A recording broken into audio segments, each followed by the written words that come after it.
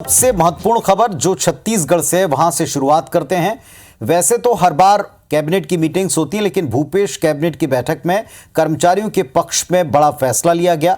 बल्कि ज्यादातर फैसलों को देखें तो लगा कि कर्मचारियों के मुद्दे पर ही कैबिनेट का एक बड़ा हिस्सा आज हुआ है। एक रिपोर्ट पहले देख लीजिए, फिर इस फैसले को डिकोड करेंगे। छत्तीसगढ़ के सरकारी कर्मचारियों के डीए में 5% की बढ़ोतरी कर दी गई है। सीएम हाउस में आयोजित कैबिनेट की बैठक में यह फैसला लिया गया कि अब छत्तीसगढ़ के सरकारी कर्मचारियों को 38% डीए मिलेगा। सीएम भूपेश बघेल ने ट्वीट कर इसकी जानकारी दी है। सीएम के मुताबिक इस फैसले से राज्य सरकार को हर साल 1000 करोड़ का अतिरिक्त वित्तीय भार आएगा। इस बैठक में मानसून सत्र की रणनीति, किसानों को पर्याप्त बीज उपलब्ध कराने, खाद की उपलब्धता और सरकार की आगामी रणनीति पर चर्चा हुई।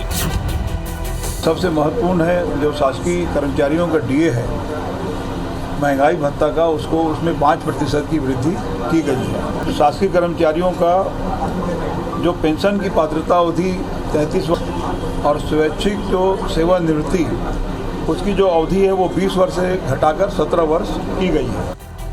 आपको बता दें कि विधानसभा चुनाव से पहले प्रदेश भर में संविदा और स्वास्थ्य कर्मचारियों ने सरकार के खिलाफ मोर्चा खोल दिया है।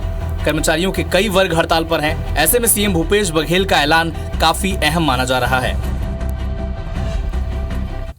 तो कैबिनेट मीटिंग्स का होना, जैसा हम कह रहे हैं कि वैसे तो रूटीन बात है, लेकिन अब की बार की भूपेश कैबिनेट की मीटिंग को लेकर इतना हाइप, इतनी चर्चा क्यों? इस बात को हम डिकोड कर रहे हैं आज। पहली बात यह कि साल के अंत में चुनाव से पहले मॉनसून सत्र वो अंतिम रूटीन सत्र होगा जिसमें सरकार बड़े कार्यों को पूरा करेगी।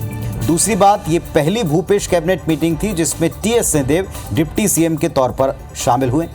तीसरा, इस मीटिंग में सरकार का पूरा फोकस सरकारी कर्मचारियों की नाराजगी को दूर करने को लेकर विभिन्न प्रस्तावों पर रहा है। कैबिनेट में सबसे बड़ा फैसला सरकारी कर्मचारियों का डीए 5% बढ़ाने का रहा। इसके अलावा सरकारी कर्मचारियों को पूर्ण पेंशन की पात्रता अवधि, स्वैच्छिक सेवानिवृत्ति की अवधि, बस्तर सरगुजा संभाग में टीचर भर्ती नियमों में बदलाव, महिलाओं को आर्थिक सक्षम बनाने के लिए औद्योगिक नीति 2019 से 24 में संशोधन, वन रक्षकों का वेतनमान समेत ज्यादातर फैसले आप देखें वो कर्मचारियों की वही मांगे हैं जो शिकायतों के तौर पर अक्सर सामने आती रही। हालांकि कैबिनेट के फैसले के बाद भी कर्मचारी खुश तो हैं पर संतुष्ट नहीं हैं, क्योंकि आंदोलनरत कर्मियों का नियमितीकरण का फैसला अभी भी अटका हुआ है। दूसरा, बढ़े हुए डीए पर भी कर्मचारी उसे केंद्रीय कर्मियों के समान कम से कम 42% करने की मांग कर रहे हैं, जो उनका हक है। दूसरी तरफ कर्मचारी ये बात समझते हैं कि मांगों को मनवाने का ये कुछ महीनों का वक्त है जो धीरे धीरे करके गुजर रहा है। एक तरफ स्वास्थ्य कर्मी हड़ताल पर हैं, प्रदेश में सरकारी हेल्थ सेक्टर में दम फूलता सा नजर आ रहा है।